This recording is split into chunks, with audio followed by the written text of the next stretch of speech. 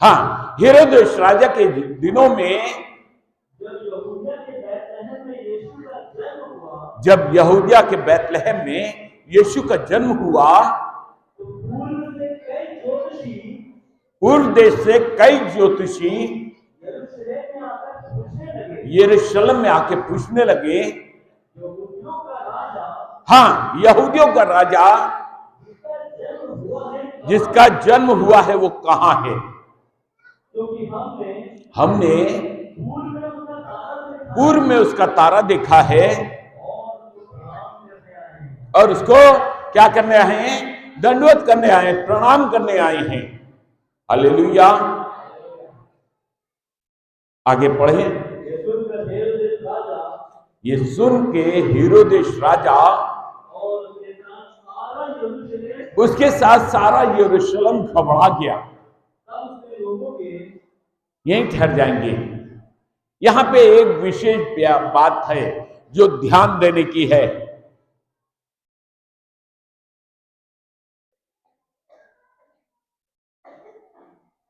यरूशलेम में इसके चौथे पद को पढ़ें। हाँ, शास्त्रियों को इकट्ठा किया, उनसे पूछा। हाँ, मेन मुद्दा यह है कि मसीह का जन्म कहां होना चाहिए।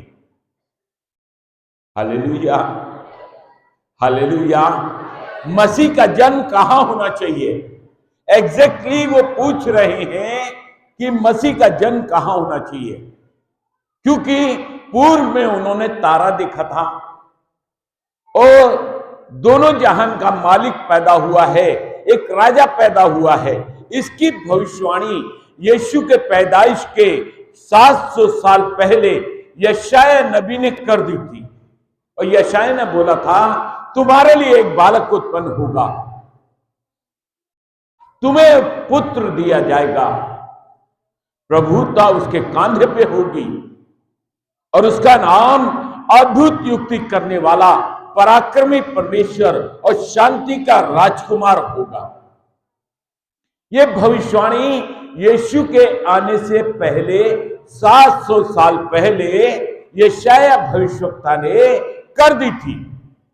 एक राजकुमार दिया जाएगा, एक पुत्र दिया जाएगा। Hallelujah, hallelujah. एक पुत्र दिया जाएगा, प्रभुत्व उसके कांधे पे होगी।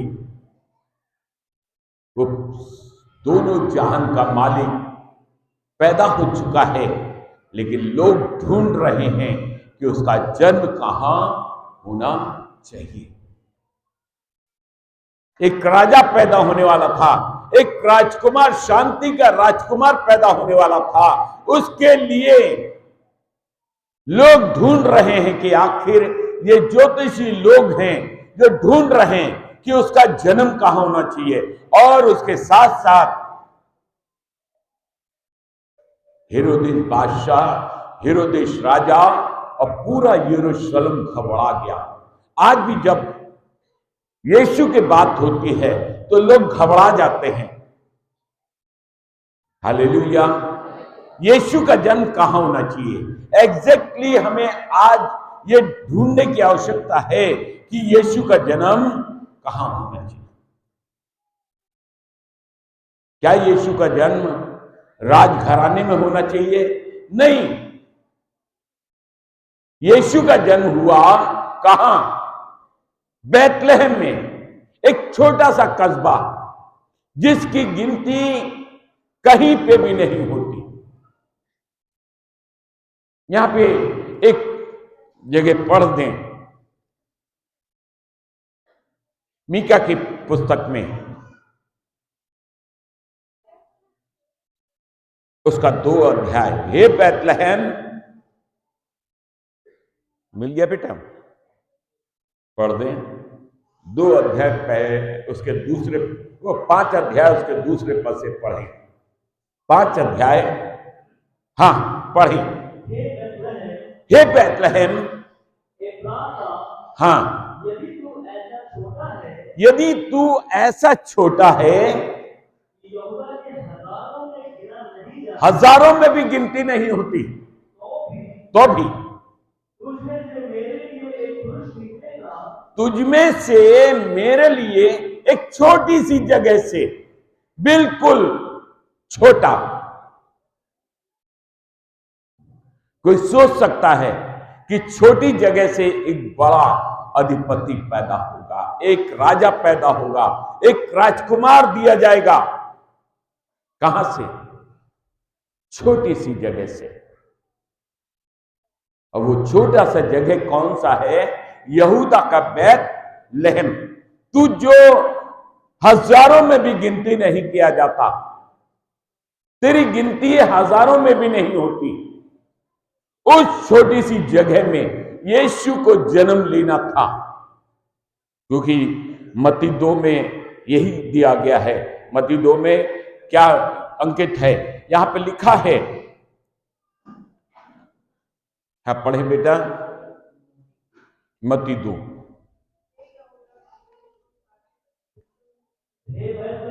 हे बैतलहम, जो यहूदा के प्रदेश में है, तू किसी भी रीति से सबसे छोटा नहीं। हम अगर इस जगह पर, बैतलहम की जगह पर अपना नाम अंकित कर लें और कहें, क्या कहना है?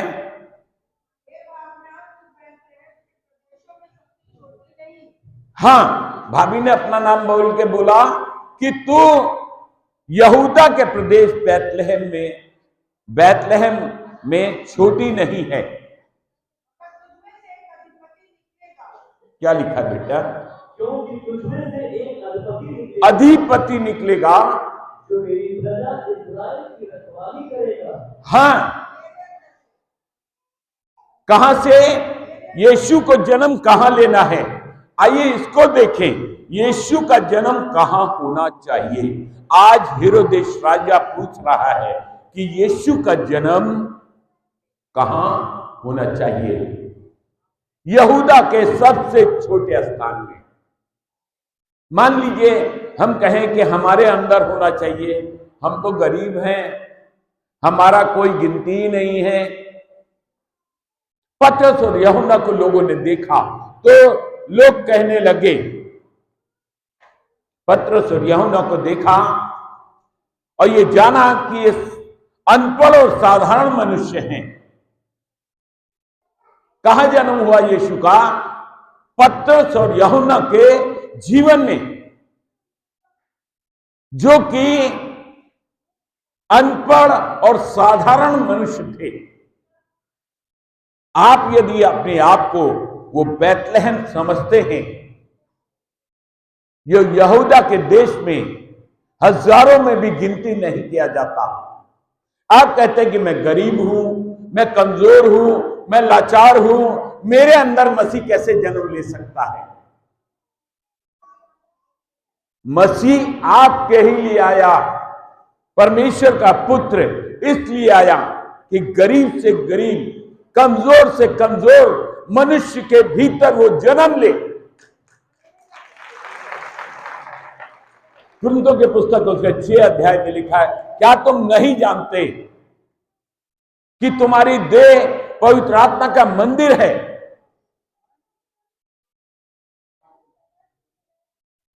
क्या लिखा है? क्या तुम नहीं जानते कि तुम्हारी देह पवित्र आत्मा का मंदिर है और स्वयं परमेश्वर उसमें वास करता है? आप छोटे कैसे हो सकते हैं? आप गरीब कैसे हो सकते हैं? आप में से एक अधिपति निकलने वाला है। यदि आप आज के वचन को ग्रहण करेंगे, आपके अंदर से यीशु पैदा होगा, आपके मन में यीशु जन्म लेगा। यदि आपने यीशु को ग्रहण किया तो कोई भी रोक नहीं सकता। आज दुनिया के उन बड़े बड़े, लिखा है, मैंने जगत के मूर्खों को चुन लिया, निर्बलों को चुन लिया, क्योंकि वो बलवानों को, धनवानों को, बलवानों को लज्जित करें। आप वो मनुष्य हैं, हम वो मनुष्य हैं। हम अपने आप को कहीं भी गिनती करते हुए नहीं पाते। हम कहते हैं कि हम तो बहुत कमजोर हैं, हम बहुत लाचार हैं। हमारी तो गिनती कहीं होती भी नहीं है। क्या यीशु हमारे अंदर जन्म लेगा? क्या यीशु हमारे अंदर जन्म लेगा? लिखा है परमेश्वर का पुत्र हमारे लिए आया, तुम्हारे लिए।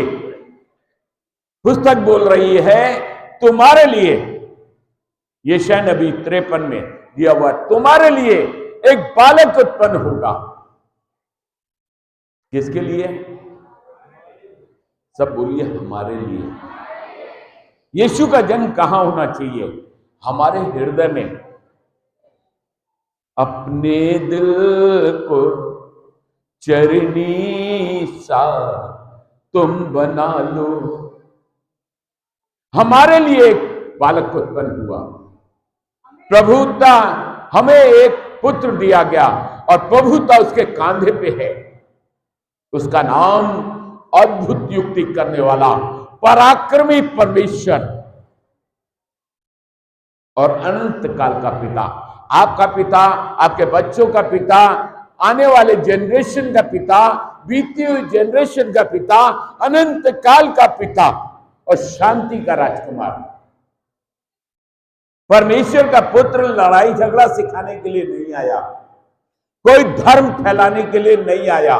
वो तो आया कि जगत उसके द्वारा उद्धार पाए, जिनके अंदर आशा भी नहीं है।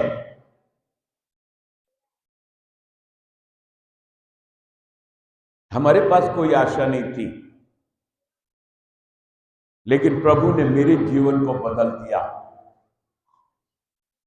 अगर आप निराश हैं तो प्रभु यीशु में आपके लिए आज के दिन एक आशा है। प्रभु जो है आपके हृदय में जन्म लेने वाले हैं। यीशु का जन्म कहां होना चाहिए? कहां होना चाहिए? हमारे हृदय में।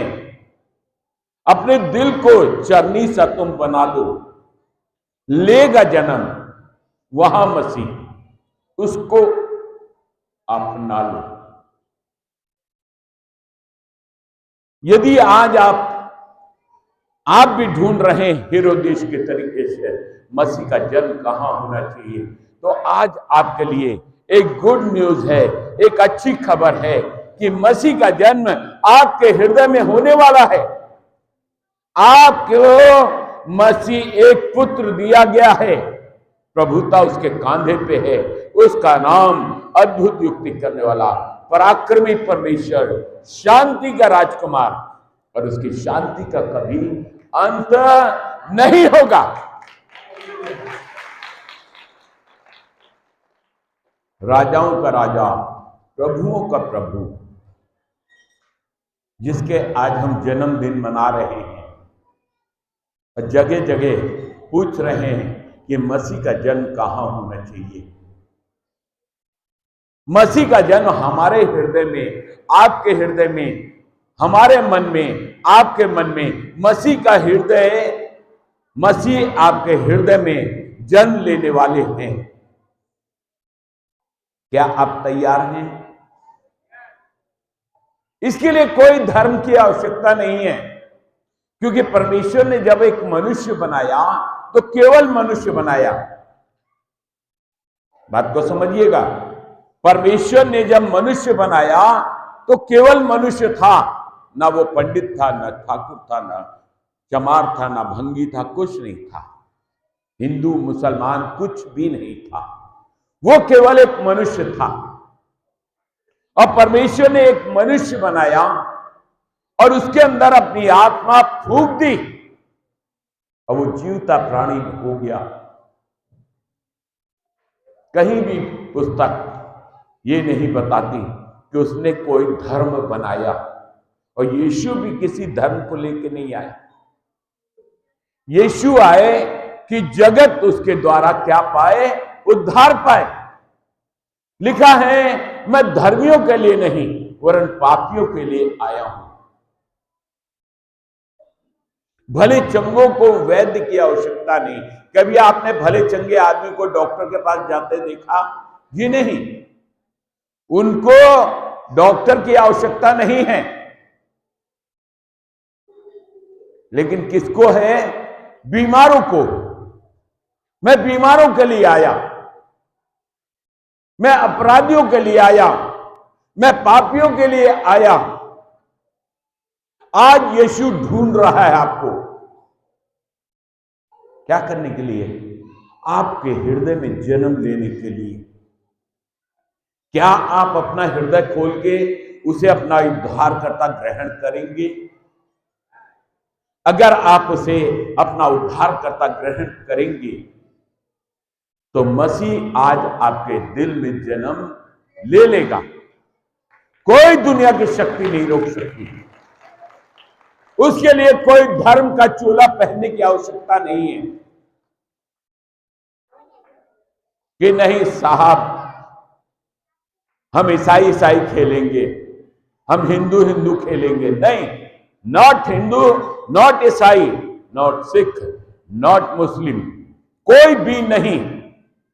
धर्म का चोला तो ये मनुष्यों ने सिला है। परमेश्वर ने तो एक मनुष्य बनाया था ना बेटा। और हम क्या कर रहे हैं? धर्म का चोला पहन के घूम रहे हैं। धर्म कहते हैं लेकिन काम हमारे अधर्म वाले हैं। जैसे भाभी ने कहा, क्या करना हमें? आज मसीह को अपने हृदय में जगह दें, मसीह को अपने हृदय में बसा लें। मसीह आपके जीवन में काम करना चाहता है, अधर्म से छुड़ा के धर्म में चलाना चाहता है, क्योंकि यीशु ने कहा मैं पापियों के लिए आया हूं, धर्मियों के लिए नहीं आया। यदि आप महसूस करते हैं कि आप एक पापी मनुष्य हैं, पतरस यीशु के चरणों में गिर गया और कहने लगा, हे प्रभु आप मेरे पास से चले जाएं, क्योंकि मैं एक पापी मनुष्य हूं। क्या यीशु ने छोड़ दिया उसे? हाँ पतरस तुम सही कह रहे हो, तुम पापी मनुष्य हो, मेरे योग्य नहीं हो। जी नहीं, यीशु ने उसी को अपना चेला बनाया और उसको एक आशीष दी, विशेष आशीष। तेरा नाम पतरस है, इस पत्थर पे मैं अपनी कलीसिया बनाऊंगा, जिस पे अधलोकों के फाटक प्रबल नहीं होंगे। किसने बनाया? जो इकरार कर रहा था कि हे प्रभु आप मेरे पास से चले जाएं, क्योंकि मैं एक पापी मनुष्य हूं। यीशु का वचन प्रभाव रहित नहीं है। यीशु कह रहे हैं कि मैं पापियों के लिए आया। उन्होंने करके दिखाया पतरस को, जो कि इकरार कर रहा था, एक डाकू को जो सूली पे उसके साथ लटका हुआ था, कहने लगे मैं तो अपने कर्मों की दंड ठीक ठीक रीति से पा रहा हूं, लेकिन इसने तो कोई पाप नहीं किया। यीशु ने कहा तू आज ही मेरे साथ कहां होगा? स्वर्गलोक में होगा। क्या करना हमें? छोटा सा इकरार हमारे जीवन को बदल देगा। धर्म का चोला मत पहनिए कि हम हिंदू हैं, हम मुसलमान हैं, हम सिख हैं, हम ईसाई हैं। नहीं, आप कुछ नहीं, केवल आप एक इंसान हैं। यदि आप अपने को इंसान मानते हैं और ये भी मानते हैं कि मेरे अंदर पाप बसा हुआ है, तो आज का प्रवचन आप ही के लिए है। मैं पापियों के लिए, मैं धर्मियों के लिए नहीं आया, मैं पापियों के लिए आया हूं, ताकि पापी मेरे द्वारा उद्धार पाए। यीशु का जन्म कहां होना चाहिए? पापियों के हृदय में यीशु जन्म लेने वाले हैं। एक गुड न्यूज है। और लिखा है पृथ्वी पे कोई भी ऐसा मनुष्य नहीं जिसने पाप न किया हो। पहले बड़े, फिर छोटे, फिर सब चले गए। यीशु ने उस स्त्री से पूछा, किसी ने तुझे दंड की आज्ञा नहीं दी? उसने कहा, नहीं प्रभु। यीशु ने कहा, मैं भी तुझे दंड की आज्ञा नहीं देता। क्यों? क्योंकि यीशु दंड देने नहीं आया। मैंने पिछली बार भी बताया था, जहां मसीहा आ जाता है इसके मतलब बचाने वाला आ गया है।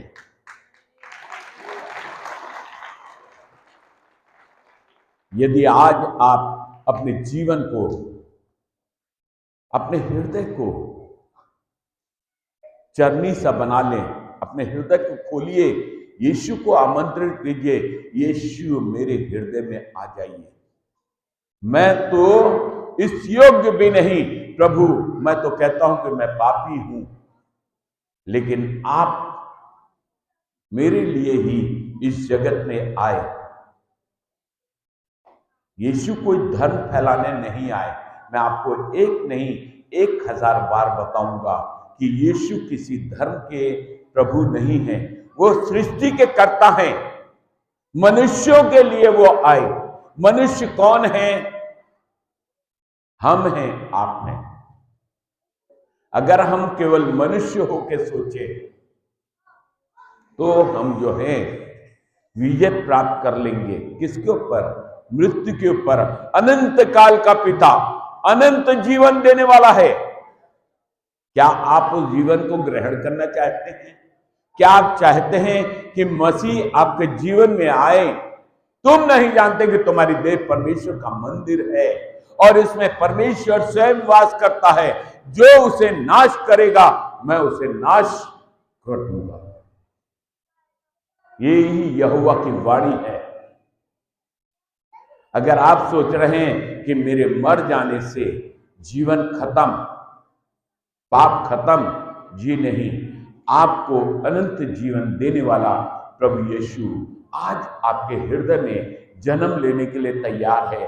क्या हम इस मंदिर को सजाना चाहते हैं?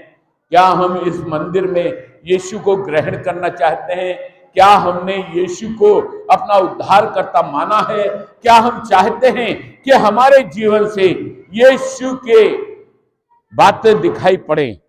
यीशु हमारे अंदर से जन्म ले, हमारे अंदर जन्म ले, हमारे कर्म बदल जाएं, हमारी सोच बदल जाए, हमारे विचार बदल जाएं। यीशु क्योंकि यीशु मेरे पास है, यीशु मेरे अंदर है। कितने लोग ग्रहण करते हैं कि आज मैं यीशु को अपना उद्धारकर्ता ग्रहण करूंगा, आज मैं अपने पापों से पश्चाताप करता हूं, मैं यीशु के लिए इस चरनी को सजा लूंगा, जो हृदय है इस चरनी को सजा लूंगा ताकि यीशु इस चरनी में जन्म ले। ये वो बैतलहम है जो छोटा और बहुत छोटा है।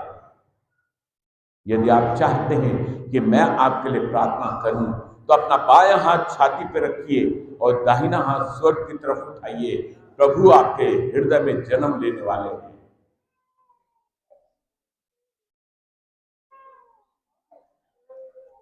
प्रभु यीशु मसीह जितने लोगों ने इकरार किया कि मैं एक पापी मनुष्य हूं, प्रभु जी आज उनके पापों से उनका उद्धार करें ताकि ये लोग उद्धार पाएं और आपकी महिमा करें। यीशु इन सबों पे जिन्होंने इकरार किया है, अपनी छाती पे हाथ रख के, अपना स्वर्ग की तरफ हाथ उठा के, प्रभु जी इन सबों को छुए और अपनी महिमा को प्रकट करें कि प्रभु जी आज इनके हृदय में आप जन्म लें और ये अधर्मी नहीं धर्मी कहलाए। प्रभु यीशु के पवित्र नाम से आमीन। प्रभु आपको आशीष दे।